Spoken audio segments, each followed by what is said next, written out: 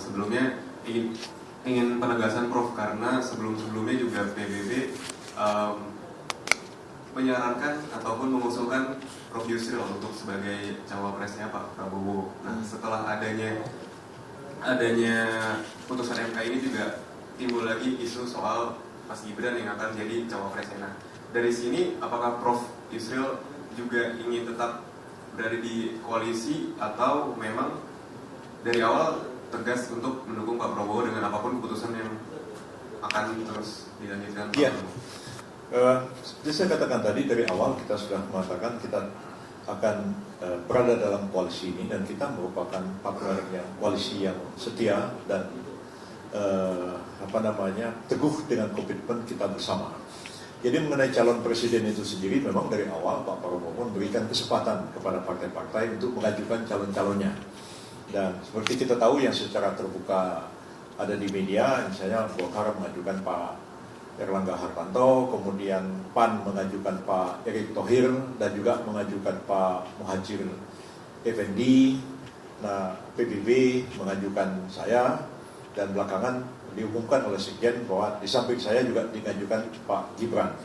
Kata Pak Sekjen kepada media, kalau Pak Yusril mentok, ya terhambat ada apa-apa, ya kami mendukung Pak Gibran. Jadi PBB itu dari awal sudah ada statement seperti itu sebenarnya. Nah, cuman waktu itu kan timbul keraguan, ya Pak Sekjen juga bicara sama saya, Pak Ferry, ini bang kita bilang mau dukung Gibran, kan nggak bisa ini, masih ada persoalan umur.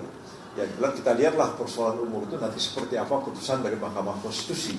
Dan putusan Mahkamah Konstitusi seperti yang sudah kita bicarakan tadi, ternyata membuka jalan bagi Pak Gibran, dan bukan cuma beliau, siapapun yang pernah atau sedang menjabat bupati dan wali kota atau gubernur boleh saja mencalonkan diri, bukan hanya wakil presiden, mencalonkan diri jadi presiden pun boleh, sepanjang ada partai politik yang peserta pemilu yang mencapai 20% atau 25% suara sah untuk mengajukan orang itu sebagai calon presiden. Jadi kita nggak ada masalah apa-apa mengenai soal ini. Jadi saya diajukan, ya kalau misalnya enggak, ya bahkan saya berkali-kali mengatakan saya ini adalah alternatif terakhir.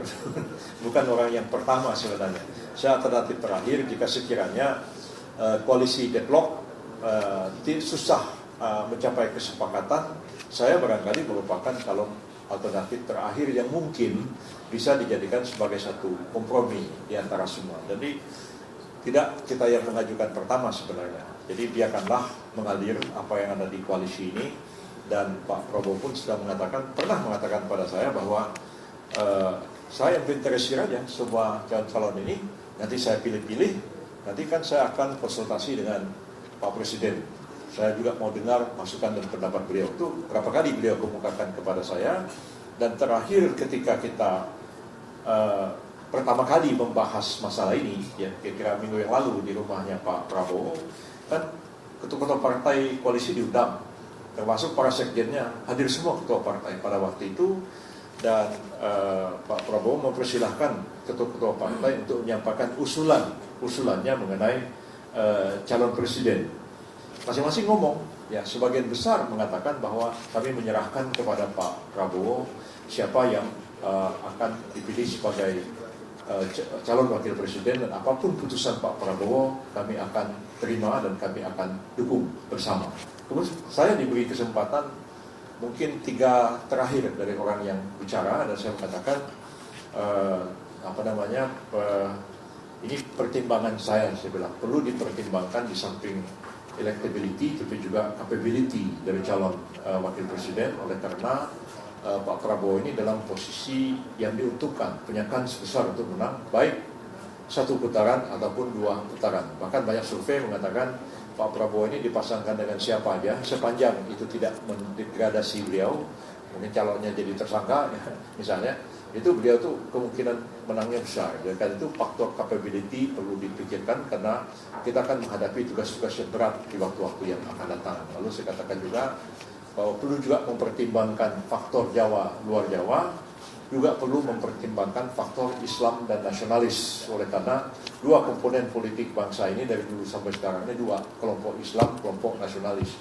Islam nggak bisa kuasa sendiri tanpa nasionalis, nasionalis pun tidak bisa kuasa sendiri tanpa kelompok Islam. Dan Pak Prabowo ini selama ini dicitrakan sebagai tokoh nasionalis, bahwa perlu pertimbangkan tokoh dari kalangan Islam siapa aja begitu.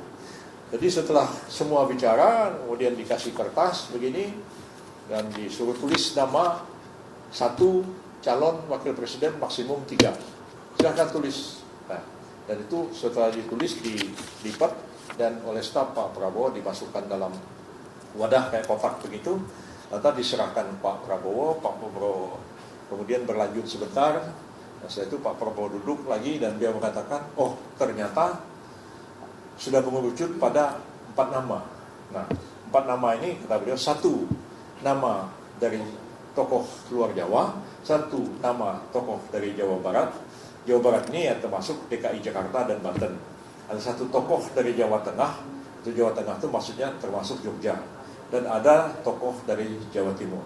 Nah, 4 ini saya inventarisir, nanti coba diamati perkembangan dalam beberapa hari ke depan. Nanti kita ketemu lagi untuk memutuskan siapa yang kita anggap paling pas untuk menjadi wakil presiden. Dan semua setuju. Dan itu kita salam-salaman, kita kemudian keluar. Lalu besoknya memang banyak sekali analis berbicara, oh tokoh luar Jawa siapa, tokoh Jawa Barat siapa, Jawa Tengah siapa, Jawa Timur siapa. Dan itu sudah ada di media semua, bisa kita amati. Dan barangkali disebut ya ada 4 nama itu. 4 nama itu bisa ya paling spekulasinya kalau Jawa Tengah ya pasti Pak Gibran gitu kan. Kalau Jawa Timur tinggal Ibu Hovifah karena Caimin sudah di wapresnya Pak Anies begitu. Jawa Barat ada yang bilang apa ini Pak Ridwan Kamil, apa Ibu Susi Pujastuti ya. Ibu Susinya bereaksi di Twitter, kok nama saya dikait-kaitkan di sini? Nah, ada yang saya juga baca reaksinya. Sedangkan luar Jawa disuruh itu mungkin Pak Yusril. Ada yang bilang oh mungkin Pak Erik. Dia bilang Pak Erik kan enggak, Pak Erik kan Jakarta, bukan Lampung gitu. Jadi ya itu spekulasi orang, kita biar aja. Jadi saya kira kalau bagi PBB soal Pak Gibran itu dari awal sudah dikatakan bahwa kami mengajukan Pak Yusril dan Pak Gibran. Itu dua nama sudah disebut. Jadi nggak perlu ada ragu, seolah kami nggak setuju dengan Pak Gibran ini jika dipilih Pak Prabowo. Itu enggak. Apapun putusan beliau atau apa, itu kita akan dukung. Bahkan sebelum ada putusan MK ini, kita sudah mengajukan 2 alternatif, saya atau Pak Gibran. Nah bagi saya apapun putusan Pak Prabowo, saya ikhlas saja. Dan terima aja ya bahwa memang Pak Gibran beliau anggap lebih pantas menjadi wakil presiden, ya kita komit, kita dukung saja dalam koalisi. Saya kira nggak ada masalah. Jadi ini saya menegaskan komitmen supaya jangan simpang siur dengan hal ini ya. Baik. Oke, baik, terima kasih.